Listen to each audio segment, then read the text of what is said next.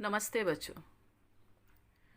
बच्चे आज हम स्पर्श पुस्तक से पद्य खंड का दूसरा पाठ मैं पढ़ाने जा रही हूँ।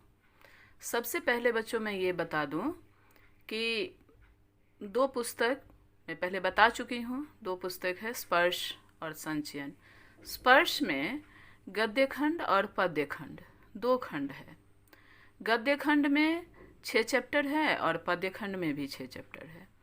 तो हमें गद्य से 3 और पद्य से 3 पढ़ने हैं।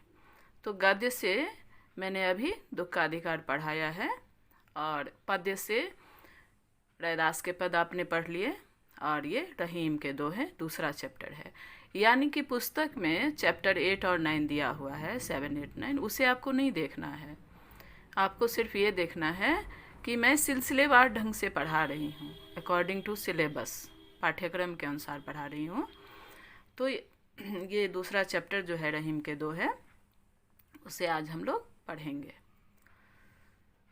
रहीम के बारे में 2 शब्द मैं बता देती हूँ कि रहीम अकबर के दरबारी कवि थे।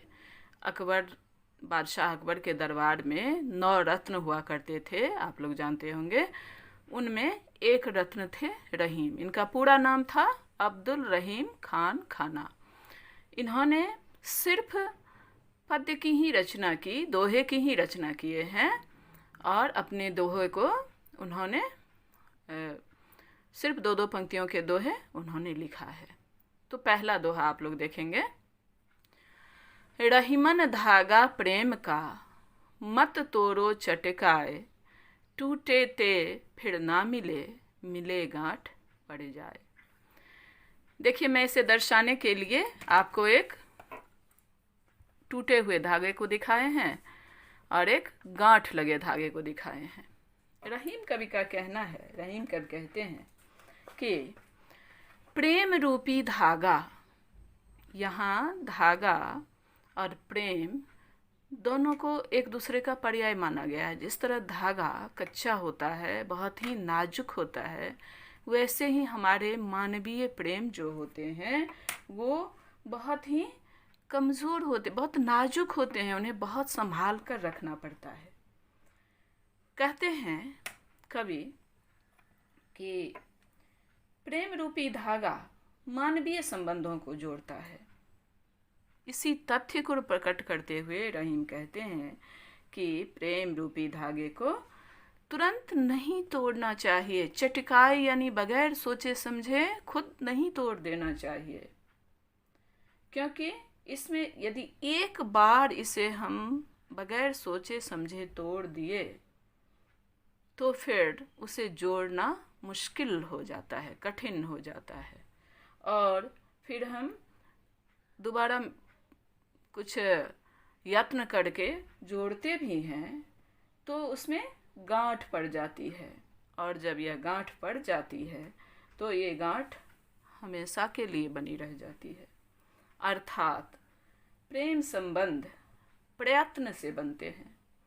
जब एक बार बन जाते हैं तो उन्हें सावधानी से संभालना चाहिए। इन संबंधों को एक बार टूट जाने पर उनमें पहले जैसे मधुरता नहीं रह पाती है, उनमें तनाव बना रहता है। प्रेम संबंधों की निरंतरता और अखंडता की अनिवार्यता को यहाँ सहज रूप से प्रस्तुत किया गया है। ये टूटा धागा जो है, ये प्रेम के संबंध, उसमें यदि दरार आ जाती है तो ऐसे ही अंतर पड़ जाता है। और यदि हम कोशिश करके उसे यदि जोड़ने की कोशिश करते हैं तो उसमें गांठ लग जाती है। प्रस्तुत दोहे से लेखक का यही मतलब है। दूसरा दोहा है, रहीमन निजमन की बिथा, मन ही राखो गोए, सुन अठी लई हैं लोग सब, बाटी न लई हैं कोई। देखिए, हम थोड़ा पीपीटी के द्वारा, पावर पॉइंट प्रेजेंटेशन के द्वारा थोड़ा कोशिश किए हैं आप लोगों को थोड़ा और अच्छे ढंग से समझाने की। यहाँ पे एक व्यथित व्यक्ति बैठे हुए हैं, इनके मन में दुख है, व्यथा है। तो जब इस अवस्था में व्यक्ति रहते हैं तो चाहते हैं कि अपने मन की बात किसी के सामने प्रस्तुत करें, किसी को बताएं ताकि मन हल्का हो जाए। लेकिन रहीम कहते हैं कि नहीं, हमें अपने मन की बिथा यानी दुख को अपने मन में ही राखो, गोए यानी अपने मन के अंदर समा के रखना चाहिए।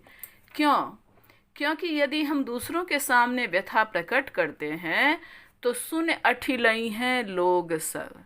यहाँ दूसरे की व्यथा को सुनकर सभी इतरा रहे हैं, मजाक उड़ा रहे हैं, उपेक्षा कर रहे हैं, बांटी नहीं है कोई। हमारे दुखों को दूसरे बांटने की कोशिश नहीं करते हैं। इसलिए रहीम कवि कहते हैं कि अपने मन की पीड़ा दूसरों को नहीं बतानी चाहिए, क्योंकि किसी के सामने हम उसे उजागर करते हैं तो लोग सुनकर उसका मजाक उड़ाते हैं, कोई हमारे दुखों को बांटते नहीं है। अर्थात दूसरों के दुख दूर करना लोगों की आदत नहीं होती है। वे पीड़ित व्यक्ति का ही मजाक उड़ाते हैं, उसके दुख को दूर करने में की मदद नहीं करते। इसलिए अपने मन की पीड़ा को किसी को भी बताने की सलाह नहीं दी गई है यहाँ पर। अब आपका तीसरा दोहा है, एक साधे सब सधे, सब साधे सब जाए, रहीमन मूलहि सींचिबो, फूले फले अघाए। यहाँ मैंने दिखाने की कोशिश की है कि एक साधना रत एक व्यक्ति है।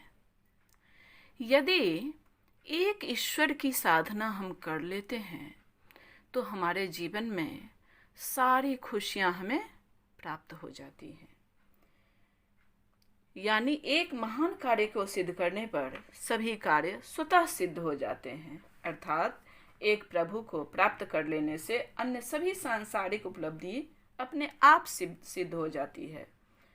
यदि ईश्वर की भक्ति नहीं की और दूसरी सांसारिक वस्तुओं को प्राप्त कर लिया तो वे सब उपलब्धियां प्रभु के अभाव में कुछ काम नहीं आते।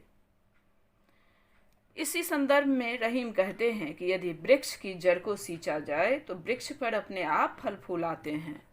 वृक्ष की जड़ को यहाँ पे यदि सींचते हैं तो सिर्फ जड़ को सींचने से यहाँ पे फल फूल अपने आप चले आते हैं। और यदि हम जड़ सींचने के बदले अलग अलग पेड़ के टहनियों और पत्तों को सींचने लगे तो उससे हमें फल प्राप्त नहीं होगा। ये तो आध्यात्मिक अर्थ। थोड़ा हम अपने कर्म पर आते हैं। यहाँ पे साधना जो है वो कर्म का भी परिचायक है। यदि हमारे जीवन का एक लक्ष्य निर्धारित होता है और अपने उस लक्ष्य के लिए हम साधनारत रहते हैं, कर्म करते हैं, तो फिर उस कर्म का फल हमें सफलता देती है। इसलिए एक उद्देश्य, एक हमारा लक्ष्य जरूर होना चाहिए जीवन में। अगला दोहा देखिए, चित्रकूट में रमि रहे रहीमन अवध नरेश, जा पर विपदा पड़त है सो आवत यह देश। बच्चे, ये चित्रकूट का दृश्य है। चित्रकूट एक वन है, जंगल है, अभी भी है। अभी भी मध्य प्रदेश उत्तर प्रदेश का जो सीमावर्ती क्षेत्र है वहाँ भी अभी भी बहुत बड़े वन है, बहुत सारे जंगल हैं, पेड़ पौधे हैं। तो भगवान राम को जब वनवास की आज्ञा मिली थी अपने पिता से तो वे चित्रकूट पहुँचे थे। लेकिन चित्रकूट पहुंचकर उन्हें तकलीफ नहीं हुई, परेशानी महसूस नहीं हुई, क्योंकि इतना सुंदर ये भौगोलिक प्रदेश था कि वहाँ पहुंचकर वो रम गए। चित्रकूट में रमी रहे, रम गए भगवान राम। अवध नरेश यानी भगवान राम। रहीमन कहते हैं कि चित्रकूट में भगवान राम रम गए, इसलिए जा पर विपदा पड़त है सो आवत यह देश। कहने का मतलब है कि चित्रकूट अत्यंत आकर्षक और आध्यात्मिक स्थल है। जिस पर विपदा पड़ती है वह शांति प्राप्त करने के लिए इस स्थान की तरफ खिंचा चला आता है। अयोध्या के राजा राम पर जब विपदा पड़ी तो उन्हें राजपाट छोड़कर जंगलों में भटकना पड़ा। तब राम चित्रकूट में चले आए। उनका मन चित्रकूट में रम गया था और मुसीबत में जंगल भी राजभवन लगता है। विपदा में राजा राम को भी चित्रकूट में जाना पड़ा। यानी चित्रकूट की भौगोलिक स्थिति बहुत बढ़िया है, बहुत सुंदर है। फलदायी पेड़ है, गंगा नदी का अमृत तुल्य जल है, जिससे वहाँ रहना जो है वो रमन करने योग्य है, मन को रमाने योग्य है, अच्छा लगने योग्य है। तो चित्रकूट की विशेषता के बारे में यहाँ पर रहीम कवि ने बताया है।